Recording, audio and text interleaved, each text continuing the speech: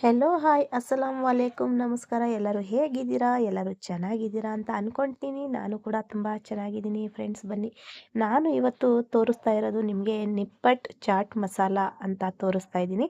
ಇದು ನಮ್ಮ ಮನೆ ಹತ್ರ ಒಂದು ಅಂಕಲ್ ಬರ್ತಾರೆ. ಡೈಲಿ ಸಾಯಂಕಾಲ 4 ಗಂಟೆಗೆ ನಮ್ಮ ಮನೆ ಹತ್ರ ಎಂಟ್ರಿ ಕೊಡ್ತಾರೆ.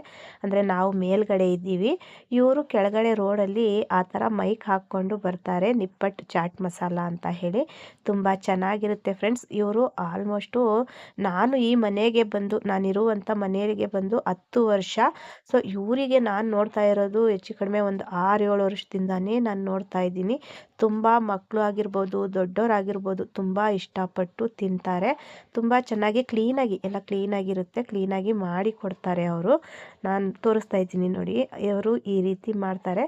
ಮಿನಿಮಮ್ 20 ರೂಪಾಯಿಗೆ ನಾವು ನಿಪ್ಪಟ್ಟು ಚಾಟ್ ಮಸಾಲಾನ ತಗೋಬೇಕು ಅವ್ರ ಹತ್ರ.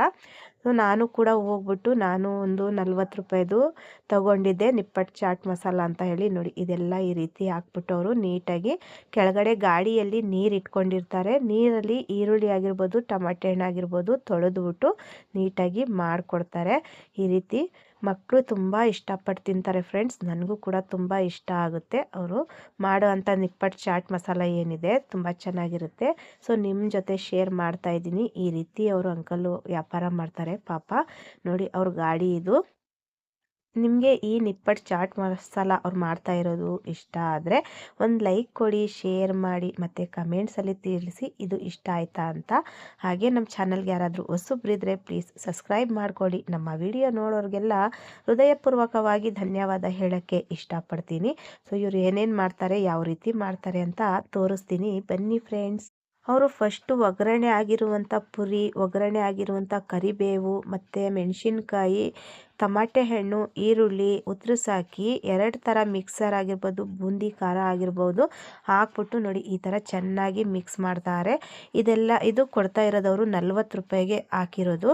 ಈ ರೀತಿ ಮಿಕ್ಸ್ ಮಾಡ್ತಾರೆ. ಇದರಲ್ಲಿ ಲಾಸ್ಟಲ್ಲಿ ಅವರು ಫಸ್ಟು ನಾನು ತೊಗೊಂಡಿದ್ದೀನಿ ತುಂಬ ಸಲ, ಅವಾಗೆಲ್ಲ ನಿಪ್ಪಟ್ಟು ಹಾಕ್ತಾಯಿದ್ರು. ಈಗ ಯಾಕೋ ಅವರು ಗೊತ್ತಿಲ್ಲ, ಈ ಸಲ ಮಾತ್ರ ಅವರು ನಿಪ್ಪಟ್ಟು ಹಾಕಲಿಲ್ಲ. ಏನು ಖಾಲಿ ಆಗಿರೋದು ಗೊತ್ತಿಲ್ಲ, ಇಲ್ಲ ಆಗ್ತಾ ಇಲ್ವೋ ಗೊತ್ತಿಲ್ಲ. ಫಸ್ಟು ನಿಪ್ಪಟ್ಟನ್ನು ಚೂರು ಮಾಡಿ ಅದರಲ್ಲಿ ಮಿಕ್ಸ್ ಮಾಡ್ತಾಯಿದ್ರು. ಈ ನಡುವೆ ಯಾಕೋ ಈ ಸಲ ತಗೊಂಡಿದ್ದಾನು, ಅವಾಗ ಅವರು ನಿಪ್ಪಟ್ಟು ಹಾಕಲಿಲ್ಲ. ಆದರೆ ನಾನು ಕೂಡ ಕೇಳಲಿಲ್ಲ ಯಾಕೆ ಅಂಕಲ್ ನಿಪ್ಪಟ್ಟು ಹಾಕಿಲ್ಲ ಅಂತ ಹೇಳಿ. ಅದ್ರ ಬದಲಾಗಿ ಅವರು ಎಕ್ಸ್ಟ್ರಾ ಮಿಕ್ಸರ್ ಏನಿದೆ ಅದು ಹಾಕಿದ್ರು. ನನ್ನ ಅನಿಸಿಕೆ ಏನಂದರೆ ನಿಪ್ಪಟ್ಟು ಖಾಲಿ ಆಗಿತ್ತು ಅಂತ ಅನಿಸುತ್ತೆ, ಹಾಗಾಗಿ ಅವರು ನಿಪ್ಪಟ್ಟು ಈ ಸಲ ಹಾಕಲಿಲ್ಲ. ಮತ್ತು ಮಾಡೋದು ತುಂಬ ಚೆನ್ನಾಗಿ ಮಾಡ್ತಾರೆ, ತುಂಬ ಟೇಸ್ಟಿಯಾಗಿ ಮಾಡ್ತಾರೆ. ನಾವು ಮನೆಯಲ್ಲೂ ಮಾಡಿದ್ರು ಚೆನ್ನಾಗಿರುತ್ತೆ. ಪಟ್ಟಂತ ಮಕ್ಕಳಿಗೆ ತಿನ್ಸೋಕ್ಕಾಗಿರ್ಬೋದು, ನಾವು ತಿನ್ನೋಕ್ಕೆ ಬೇಗ ಸಿಗುತ್ತೆ ಕೈಗೆ ಅಂದರೆ ಈ ರೀತಿ ನಾವು ತಗೊತೀವಿ. ಅಂಕಲ್ಲು ಡೈಲಿ ಬರ್ತಾರೆ, ಆದರೆ ನಾವೇನು ಡೈಲಿ ತಗೊಳ್ಳೋದಿಲ್ಲ. ವೀಕ್ಲಿ 1 ಟೈಮು ಇಲ್ಲ ವೀಕ್ಲಿ 2 ಟೈಮ್ ನಾವು ಮನೆಗೆ ತಗೊತೀವಿ. ಇಲ್ಲ 15 ದಿವಸಕ್ಕೆ 1 ಟೈಮ್ ಆದರೂ ಆಗಿರ್ಬೋದು, ನಾವು ತಗೊತೀವಿ. ನೋಡಿ ನಿಪ್ಪಟ್ಟು ಬದಲಾಗಿ ಇವರು ಮಿಕ್ಸರ್ ಒಂದು 3ರಿಂದ 4 ಥರ ಮಿಕ್ಸರ್ ಇಟ್ಕೊಂಡಿದ್ದಾರೆ. ಅದನ್ನು ಹಾಕ್ತಾಯಿದ್ದಾರೆ, ಹಾಕ್ಬಿಟ್ಟು ಕೊಡ್ತಾಯಿದ್ದಾರೆ. ಮತ್ತು ಲಾಸ್ಟಲ್ಲಿ ನೋಡಿ ನಿಂಬೆ ಹುಳಿ ಕೂಡ ಹಾಕ್ತಾರೆ. ಈ ರೀತಿ ಹಾಕ್ಬಿಟ್ಟು ನನಗೆ 40 ರೂಪಾಯಿನ ರೆಡಿ ಮಾಡಿ ಕೊಟ್ಟರು. ನೋಡಿ ಫ್ರೆಂಡ್ಸ್, ಪ್ಲೇಟಿಗೆ ಹಾಕ್ತೀನಿ ನಾನು ಎಷ್ಟು ಬಂದಿದೆ 40 ರೂಪಾಯಿಗೆ ಅಂತ ಹೇಳಿ. ಅವ್ರಿಗೆ ವ್ಯಾಪಾರ ತುಂಬ ಚೆನ್ನಾಗಾಗುತ್ತೆ. ಒಂದು ಜಾಗದಲ್ಲಿ ನಮ್ಮ ಮನೆ ಹತ್ರ ಬಂದು ನಿಂತ್ಕೊಂಡ್ರಲ್ವ, ಒಂದು ಜಾಗದಲ್ಲಿ ನಿಂತ್ಕೊಂಡ್ರೆ 150ರಿಂದ 200 ರೂಪಾಯಿ ವ್ಯಾಪಾರ ಒಂದು ಟೈಮಿಗೆ ಅವ್ರಿಗೆ ಆಗೇ ಆಗುತ್ತೆ. ಸೊ ದೇವರು ಅವ್ರು ಮಾಡುವಂಥ ಕಷ್ಟಪಟ್ಟು ಕೆಲಸದಲ್ಲಿ ದೇವರು ಚೆನ್ನಾಗಿಟ್ಟಿರಲಿ ಅಂತ ನಾನು ಕೂಡ ಕೇಳ್ಕೊತೀನಿ. ಯಾಕೆ ಅಂದರೆ ಗಾಡಿ ತೆಳ್ಕೊಂಡು ವಯಸ್ಸಾಗಿದೆ, ಗಾಡಿ ತೆಳ್ಕೊಂಡು ಇಷ್ಟೆಲ್ಲ ಅವರು ಈ ವಯಸ್ಸಲ್ಲಿ ಮಾಡ್ತಾ ಇದ್ದಾರೆ. ದೇವರವ್ರಿಗೆ ಚೆನ್ನಾಗಿಟ್ಟಿರಲಿ ಅಲ್ವಾ ಫ್ರೆಂಡ್ಸ್.